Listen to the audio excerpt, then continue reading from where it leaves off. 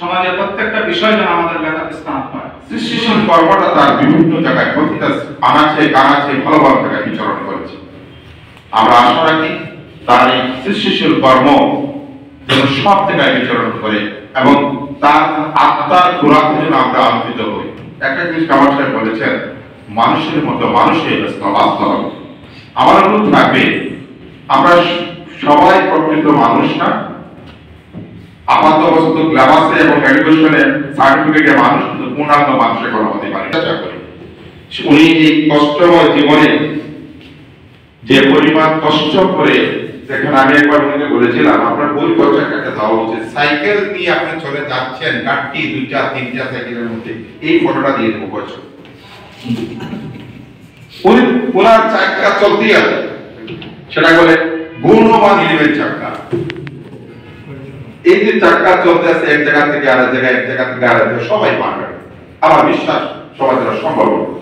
ওনার অক্লান্ত পরিশ্রম, ওনার ত্যাগ তিতিক্ষা আমাদের সমাজে কিছু না কিছু খোরাক জবাব। মায়া মমতা দিয়ে যেন গোটা পৃথিবীতে আমরা আচ্ছাদিত করে আমি চলে যেতে পারি, সেই প্রত্যাশা রেখে আপনারা এই কাজী অফিসে না রেখে আস্তে আস্তে তিনি কত মিনিমাম বই আকারে বের করতে। আমি আসলে আব্দুল কাদের জীবনকে ধন্যবাদ দেব যে সে যে এই কাজটা হাতে নিয়েছে। আসলে এটা আমরা কেউ করি না, আমাদের আসলে এই কাজগুলো করা দরকার। আর আরেকটা ব্যাপার হলো যে কামালের কাছ থেকে একটা জিনিস আমাকে শিখতে হবে, যে ভালোবাসতে হবে। এই কাজ করি তাহলে কিন্তু সফল হতে পারবো। আজকে কামাল ভাই অকাতরে ভালোবাসতে পেরেছেন, তিনি হচ্ছে বিশ্ববিদ্যালয়ের অফিসার অ্যাসোসিয়েশনের লিডার এবং তিনি আজকে খুবই ব্যস্ত অনুষ্ঠান, এখন নিয়ে কামাল ভাই ভালোবাসাতে আসতে বাধ্য হয়েছে। কাজে এই জিনিসটা আমরা যারাই সাহিত্য অঙ্গনে কাজ করি, যারাই আমি যে অঙ্গনে কাজ করি, প্রতিটা অঙ্গনে কাজের মধ্যে আমাদের ভালোবাসা থাকতে হবে এবং আমরা যেন নিজের মনের মধ্যে হিংসা পোষণ না। আমরা যদি হিংসা পোষণ করি এটা অন্যকেই ধরা পড়বে, এটা একটু দেরি হতে পারে, কিন্তু লুকিয়ে হিংসা কত সময় লাগে, নখ কামড়ে কত সময় লাগে, একসময় তো নখ দেখা যাবে যে আপনার ধারালো নখ, আপনার হিংস্র নখ। বই অনেকের বই বের হবে, সেই প্রত্যাশা রেখে আমি আমার বক্তব্য শেষ করতে সবাই ভালো থাকবো। একটা বই প্রকাশের মধ্য দিয়ে একজন মানুষ যা বলতে চায় সে এই সমাজকে, তার সামনের মানুষকে, এই সবগুলো নিয়ে অভিভূত। আমি চাইলে একজন মানুষকে যা কিছু বলতে পারবো না, কিন্তু আমার শৈল্পিক প্রতিভা যদি থাকে আমি আমার লেখার মধ্য দিয়ে অনেক কিছু বলে যেতে পারবো। এখানে আমার দ্রুহ থাকবে, বিদ্রোহ থাকবে, প্রেম ভালোবাসা থাকবে। সমাজ নিয়ে চিন্তা করি আমরা, সমাজ নিয়ে কথা বলে আমরা, সমাজ নিয়ে যেহেতু আমরা লেখালেখি করি, সমাজের প্রত্যেকটা বিষয় যেন আমাদের জন্য শুধু ফুর্তির জন্য আমরা যদি লিখি তাহলে এই লেখার জন্য আপনাকে এক সময় জবাবদিহি করতে হবে।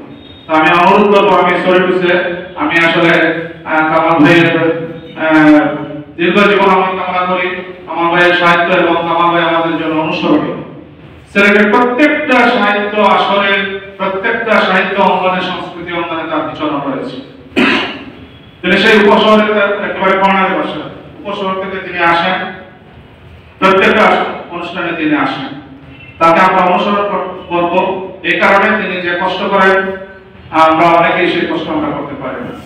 তো আমি আপনাদের সকলের যারা এখানে উপস্থিত হয়েছেন সকলে আমাকে হবে, আপনি কিছুই করতে পারবেন না।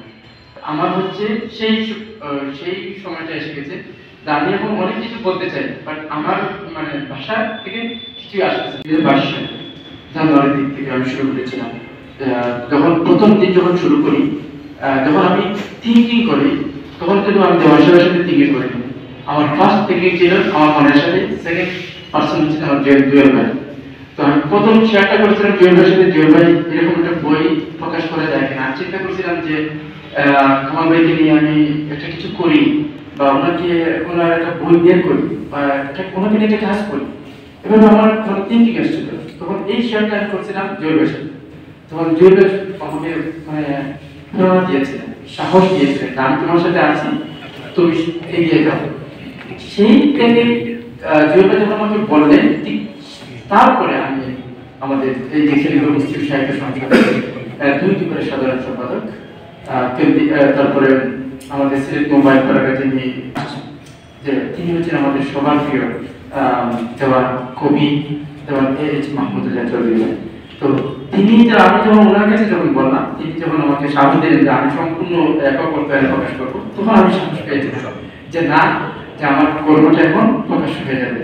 তা আপনারা দেখেন 2 বছর পরে হলো 22 সালে অলরেডি করলো, আমি কিন্তু এখন সফল হয়েছি, আমরা প্রকাশ করতে পেরেছি। এই বইটা আমি সবার কাছে এখন দিতে পেরেছি, সেজন্য আমি মহান রব্বুল আলামিনের দরবারে কৃতজ্ঞতা এবং শুকরিয়া আদায় করছি।